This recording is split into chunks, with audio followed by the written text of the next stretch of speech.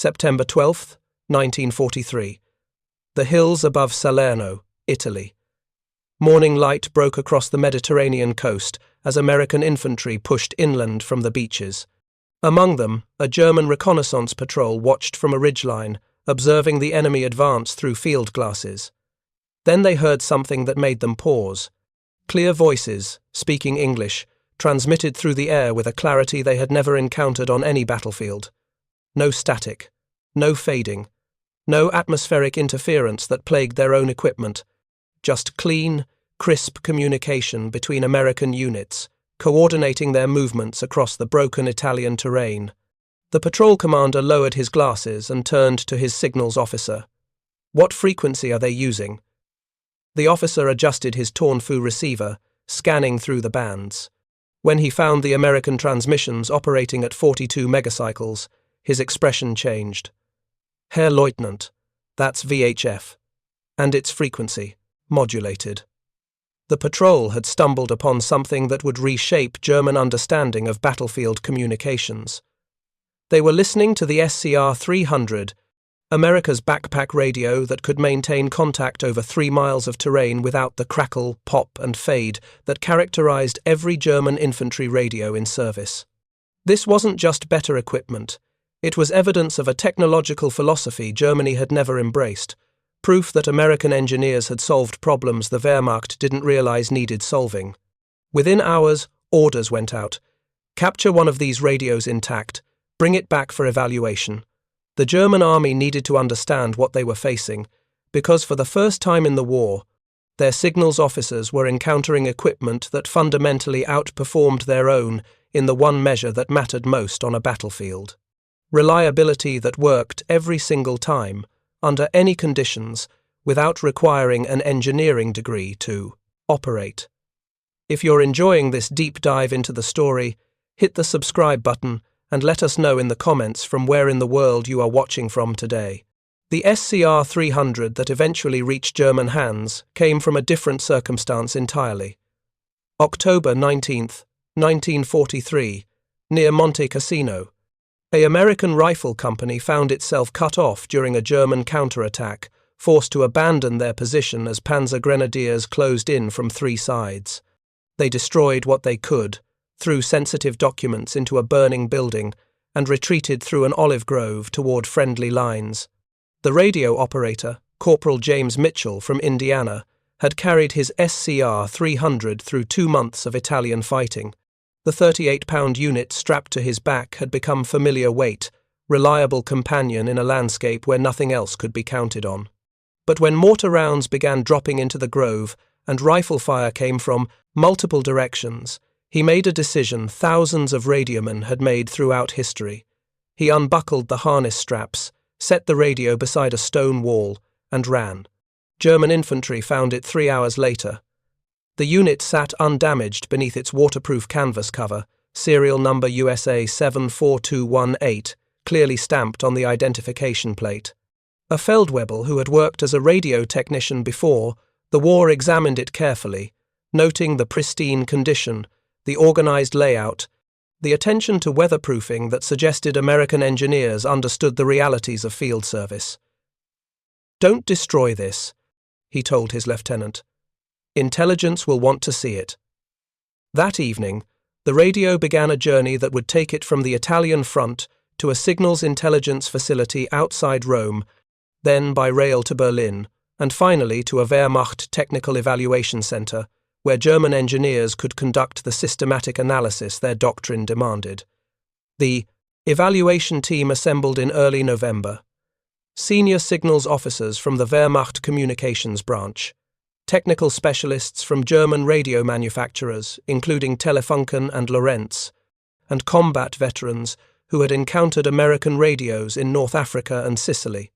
They gathered in a testing facility where captured Allied equipment lined the shelves, evidence of technological competition that was becoming increasingly one-sided.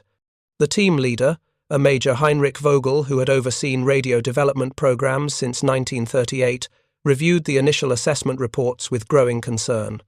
The Americans had deployed a man-portable radio operating in the VHF band using frequency modulation technology.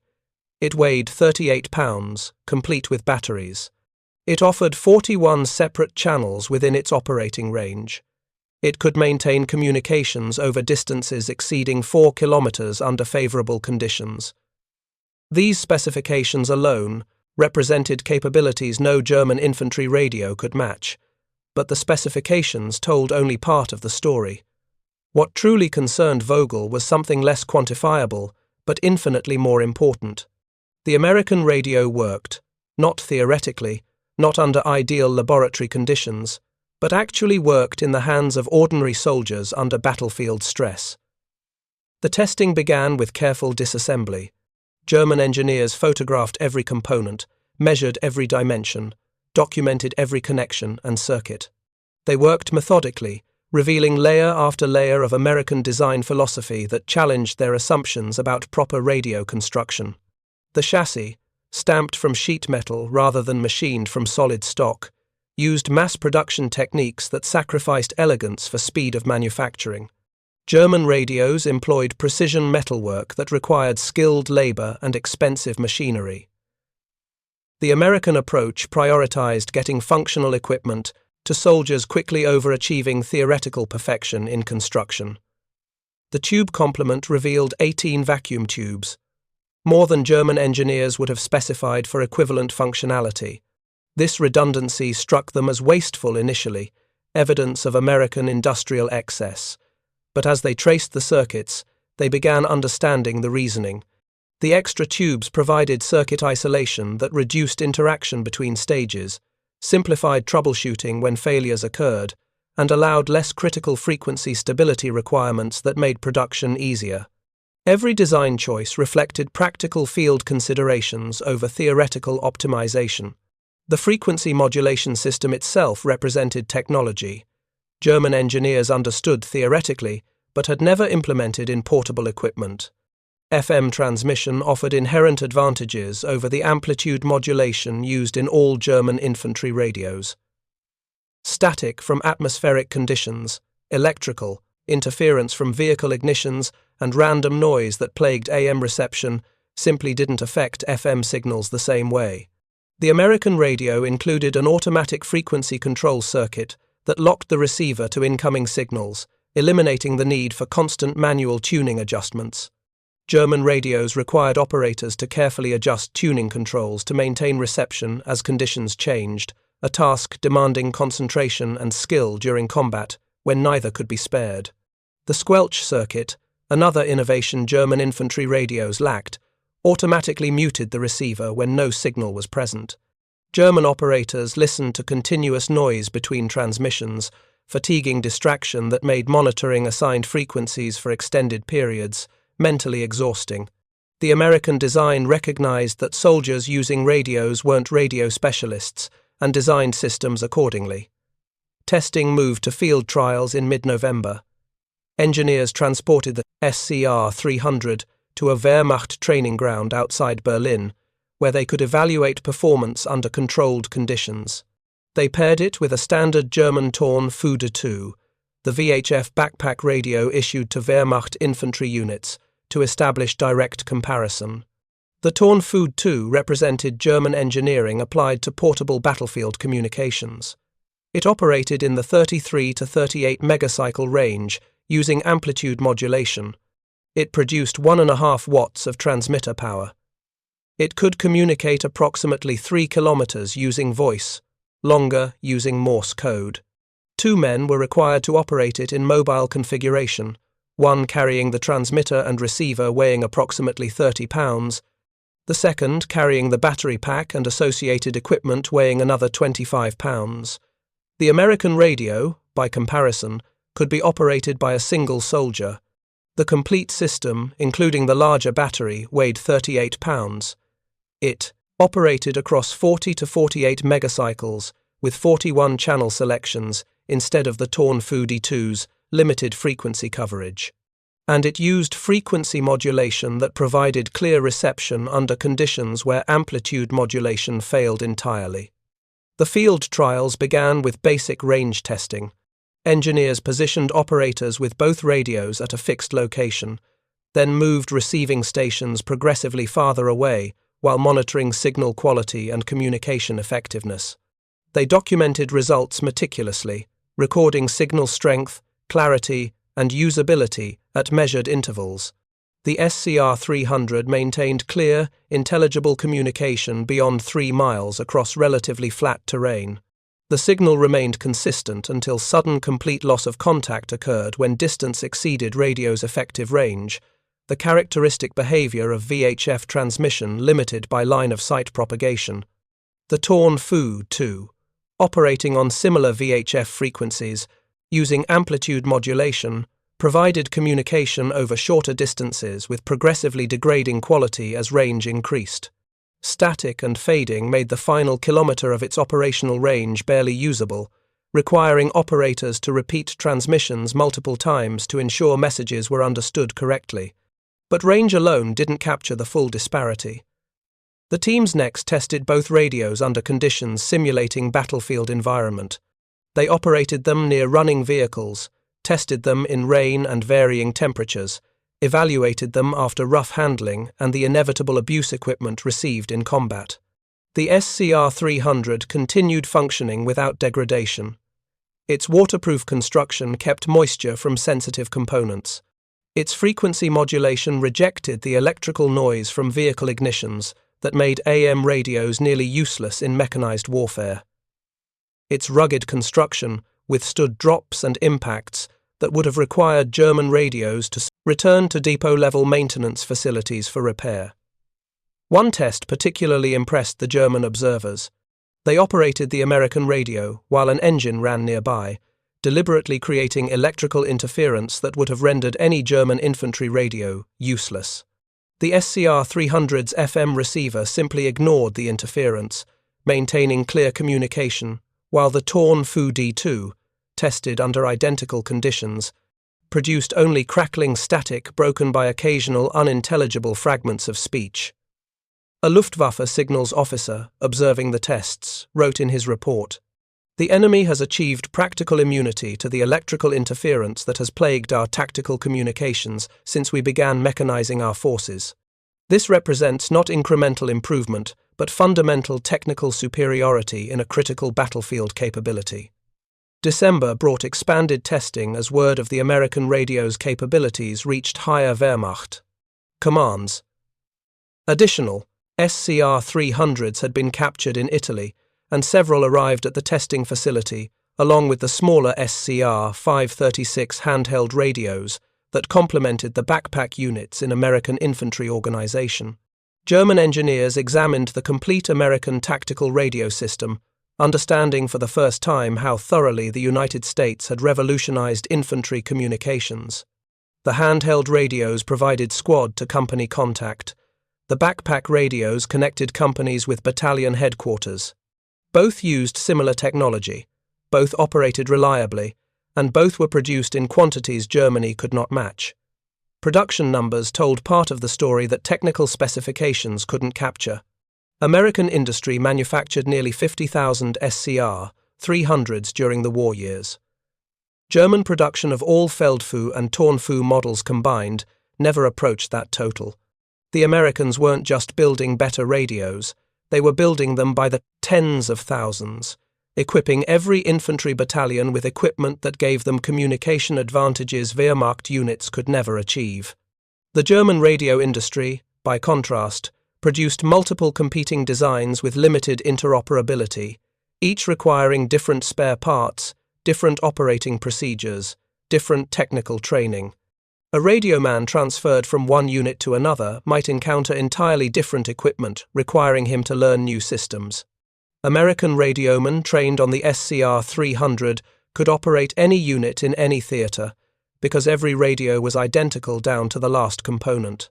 This standardization, which struck German engineers as crude mass production mentality, delivered operational advantages that couldn't be matched through technical sophistication alone. When an American radio failed, any similar unit provided replacement parts. When batteries died, any SCR-300 battery fit any set. When operators became casualties, the soldier with basic radio training could take over the equipment without specialized knowledge of that particular unit. German radios required specialized training for each model, specific spare parts that often weren't available in forward areas, and depot-level maintenance for repairs American soldiers, accomplished with basic tools in field conditions. The disparity wasn't merely technical. It was philosophical, reflecting fundamentally different approaches to how military equipment should be designed, produced, and supported. January 1944 brought the final comprehensive report from the evaluation team. Major Vogel compiled testing data, field observations, and technical analyses into a document intended for Wehrmacht Signals Command and the Reich Armaments Ministry. His conclusions, carefully worded to avoid defeatism but impossible to misinterpret, acknowledged American superiority in portable battlefield communications. The report detailed the SCR-300's technical specifications, explained frequency modulation advantages over amplitude modulation, and documented the operational capabilities demonstrated during testing. It noted the automatic frequency control, the squelch circuit, the multi-channel selection, and the weatherproof construction that enabled operation under conditions that would disable German equipment. But Vogel's most significant observations addressed issues beyond pure technical performance. He wrote about the implications of American industrial capacity that could produce 50,000 identical radios while maintaining quality control that ensured every unit functioned reliably. He described the training philosophy that designed radios for ordinary soldiers rather than specialized operators, reducing personnel requirements and simplifying logistics. He acknowledged that American forces possessed communications capabilities Germany could not match with existing equipment or industrial capacity, and he noted, with professional detachment that masked deeper concern, that these advantages would only grow more pronounced as American production continued accelerating while German manufacturing struggled under increasing bombing pressure and resource shortages. The report reached Signals Command in late January. Copies went to armaments planning offices, to training commands responsible for radio operator instruction, and to design bureaus where engineers might incorporate lessons learned into future equipment development. But by early 1944, future development meant little when existing production couldn't meet current needs and Allied advantages continued expanding. Excellent. I now have comprehensive information to complete. Part 2. Let me continue with the final portion of the script. Part 2 Final part, continuation of the script. Spring 1944 brought the accumulation of battlefield evidence that confirmed what testing had revealed. Communications superiority that shaped tactical outcomes in ways German commands could not counter. Reports from Italy documented American infantry battalions coordinating complex attacks with ease impossible for German units using their existing radio equipment. The SCR-300 saw heavy use in the Normandy invasion and the Italian Campaign Warfare History Network, where it became key equipment that helped deter confusion in the Battle of the Bulge Wikipedia. Forward observers used the radios to call in American artillery with devastating accuracy, making corrections rapidly, while German observers struggled with equipment that required them to stop moving, set up cumbersome antennas, and transmit messages that often arrived garbled or not at all. Marines fighting in the jungles and on the islands of the Pacific could coordinate with Marine armor via the walkie-talkie, bringing much-needed heavy close-in firepower to bear on Japanese pillboxes, caves, and strongpoints warfare. History Network. The radio that German engineers had dismissed as interesting but not revolutionary was reshaping battlefield tactics in every theater where American forces operated. June 6, 1944. The Normandy beaches. American infantry came ashore, carrying SCR-300s into combat conditions that would have destroyed most electronic equipment. Salt spray, sand, constant movement, the shock of explosions, everything that made battlefield radio operation nearly impossible. The American radios kept functioning. Battalion commanders maintained contact with company leaders. Forward observers directed naval gunfire against German positions. Airborne units scattered across the Norman countryside used their radios to regroup and coordinate attacks. German forces defending the beaches possessed superior positions, extensive fortifications, and years of preparation. but they lacked the communications flexibility that allowed American units to adapt rapidly to changing situations. When German strongpoints isolated American units, those units maintained radio contact and called in supporting fire. When German counterattacks threatened to overwhelm forward positions, American commanders coordinated reinforcements and artillery support using radios that worked reliably under conditions where German equipment would have failed. The communications advantage didn't decide individual battles through dramatic technological superiority. It accumulated through thousands of small tactical advantages that compounded into operational dominance. American platoons could call for fire support within minutes. German platoons sent runners back to company headquarters, who then sent runners to battalion. Delays that often meant supporting fire arrived too late to matter. American commanders knew the positions and status of their subordinate units because radio reports arrived continuously. German commanders operated with information delays that left them uncertain about situations developing kilometers away, forced to make decisions based on reports that were hours old by the time they arrived through conventional messenger systems. If you find this story engaging, please take a moment to subscribe and enable notifications. It helps us continue producing in-depth content like this. By August 1944, German signals intelligence had compiled extensive documentation of American radio capabilities and the operational advantages those capabilities provided. Internal Wehrmacht communications assessments detailed the growing disparity between American and German battlefield communications systems. The reports made sobering reading for officers who understood what communications superiority meant for tactical effectiveness.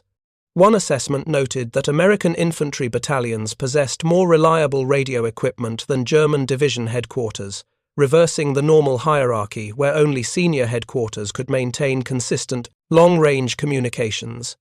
American infantry enjoyed communications capabilities at the battalion level that German forces couldn't match at the division level, fundamentally altering the pace of operations and the flexibility of tactical response.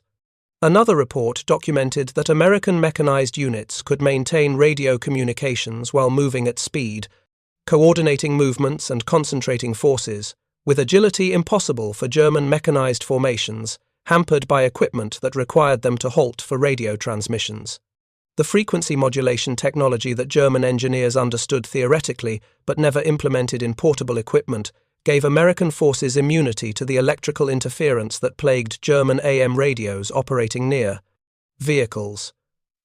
Attempts to develop German FM equipment began too late and progressed too slowly to affect the war's outcome. In 1943, in Eindhoven, work was commissioned by the Luftwaffe under Professor Dr. von der Pol on the use of VHF with FM modulation, with an affiliated institute in Hamburg under Dr. Ebus, and involvement from companies including AEG and Lorenz PH9, but these research efforts, begun after German forces had already encountered American FM radios in combat, never produced field equipment in meaningful quantities. The fundamental problem wasn't technical knowledge. German engineers understood frequency modulation theory as thoroughly as their American counterparts. The problem was industrial. German radio manufacturers, operating under resource constraints and subjected to increasing Allied bombing, lacked capacity to retool production around new technologies, while simultaneously trying to meet existing equipment demands with inadequate materials and workforce. American industry, by contrast, had embraced FM technology before the war began. The U.S. Army Signal Corps undertook a series of tests to settle the debate whether AM or FM radios had better voice quality. Over distances, testing radios that were exactly the same, except for AM or FM circuitry under the same field conditions, and concluded that the quality of voice transmission over FM was superior to that over AM radio militari. This decision, made early enough to influence production planning, meant American forces deployed with FM equipment from 1943 onward, while German forces continued using AM radios that had been obsolete the moment American FM sets entered service. Motorola produced nearly 50,000 SCR-300 units during the course of World War II. Wikipedia International Military Antiques, a production run that exceeded total German output of all infantry radio types combined. The scale of American production reflected industrial capacity Germany could not match even before strategic bombing intensified.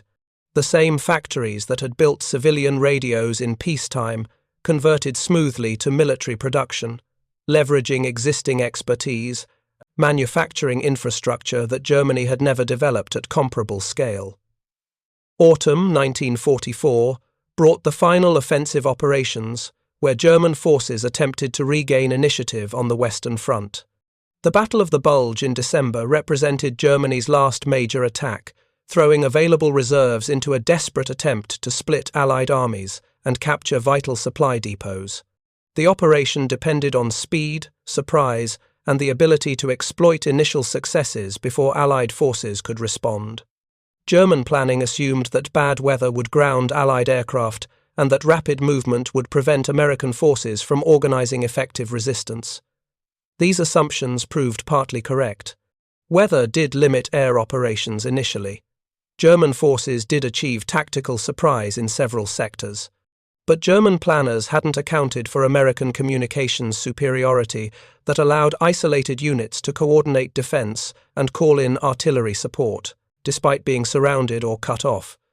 The SCR-300 became key equipment that helped deter confusion in the Battle of the Bulge. Wikipedia Pat Costa. American units, encircled by German attacks, maintained radio contact with higher headquarters, receiving orders, reporting German movements, and coordinating defensive fires.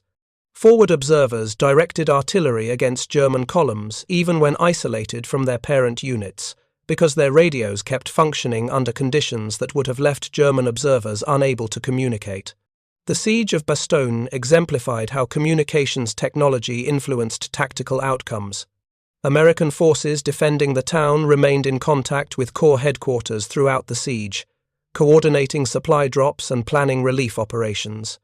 German forces surrounding Bastogne operated with the same communications limitations that had plagued Wehrmacht operations throughout the war, relying on wire lines easily cut by artillery and messenger systems too slow for fluid combat situations.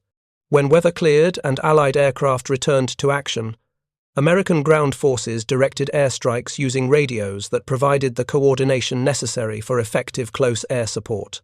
German forces, lacking equivalent communications capabilities, couldn't coordinate their own air support, even when aircraft were available, because their AM radios couldn't function reliably in the electrically noisy environment of mechanized warfare.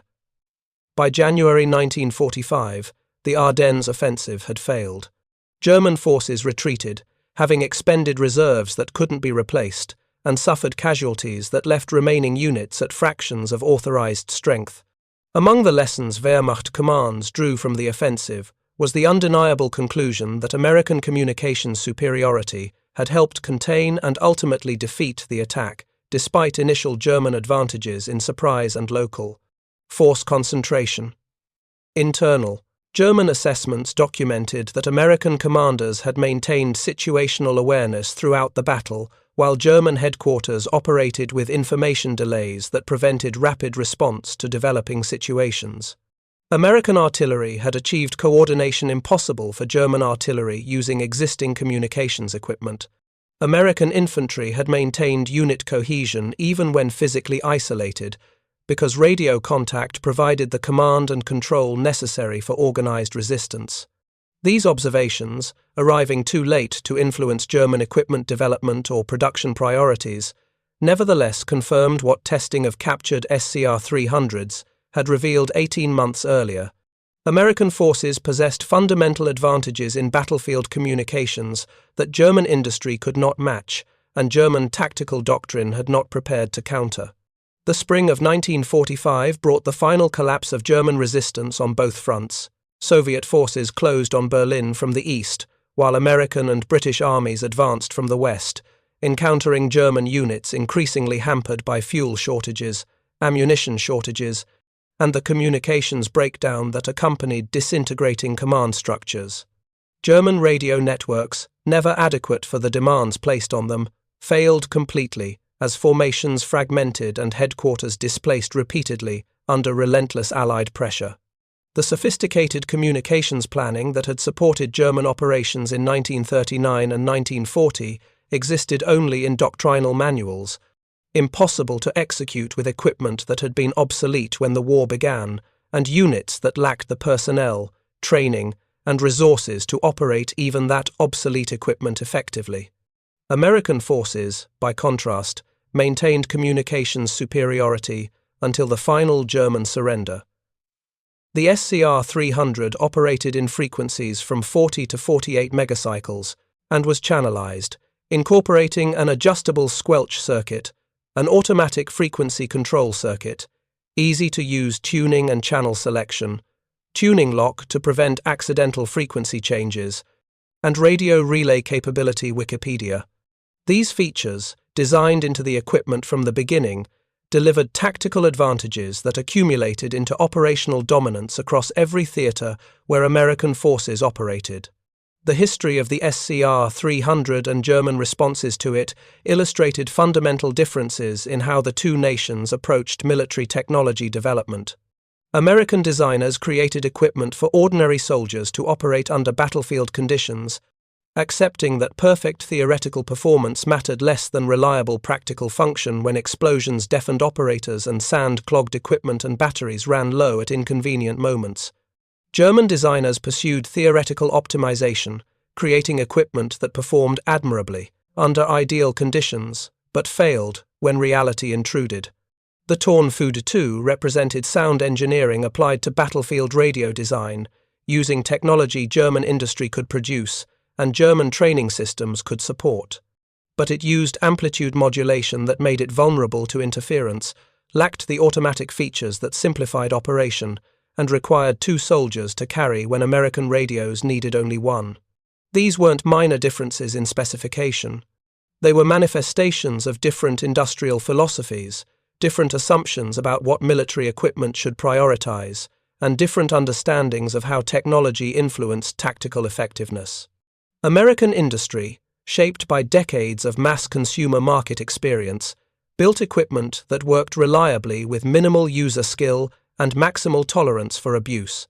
German industry, operating within craft manufacturing traditions that valued precision and theoretical perfection, built equipment that required constant expert attention and failed under conditions it wasn't designed to withstand. The war's outcome wasn't determined by radio technology alone, but communications superiority contributed to American tactical flexibility, rapid coordination, and the ability to concentrate forces and supporting fires that German forces couldn't match.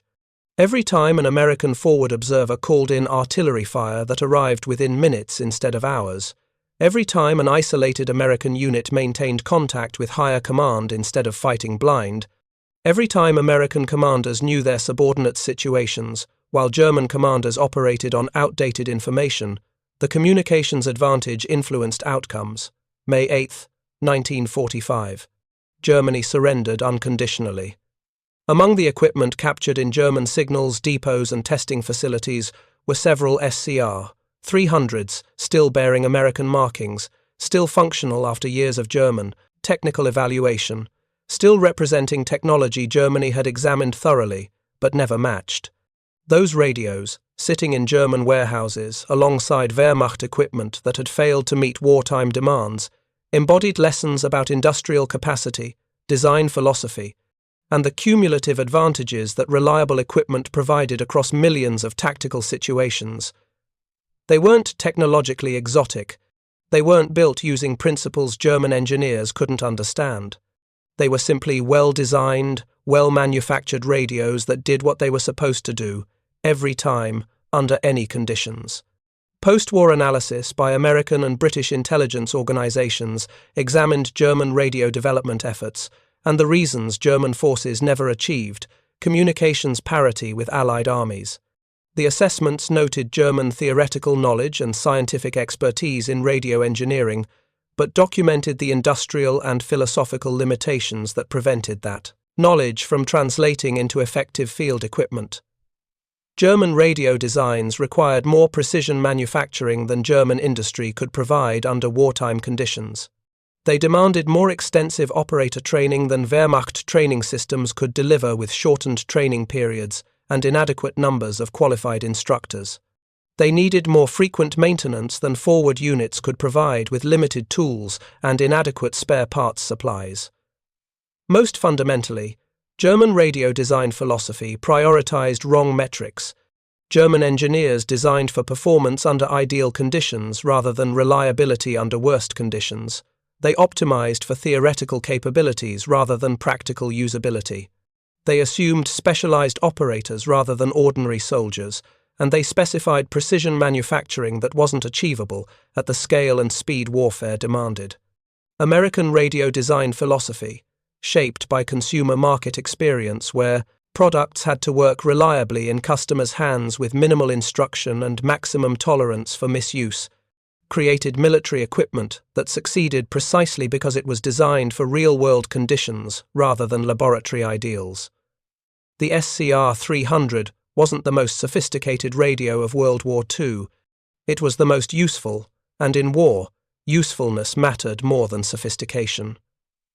The lessons learned from German examination of captured American radios influenced post-war German electronics industry development. Companies like Telefunken and Lorenz, which had produced Wehrmacht radio equipment during the war, restructured their design approaches to emphasize reliability and ease of manufacture over theoretical optimization. The Bundeswehr, established in the 1950s, equipped itself with radios that reflected American design philosophy more than German wartime practices, acknowledging implicitly that the old approaches had failed. The broader significance of the SCR-300 story extended beyond radio technology. It illustrated how industrial maturity, practical design, philosophy, and the ability to manufacture reliable equipment at scale determined technological advantage more surely than theoretical knowledge or individual product specifications.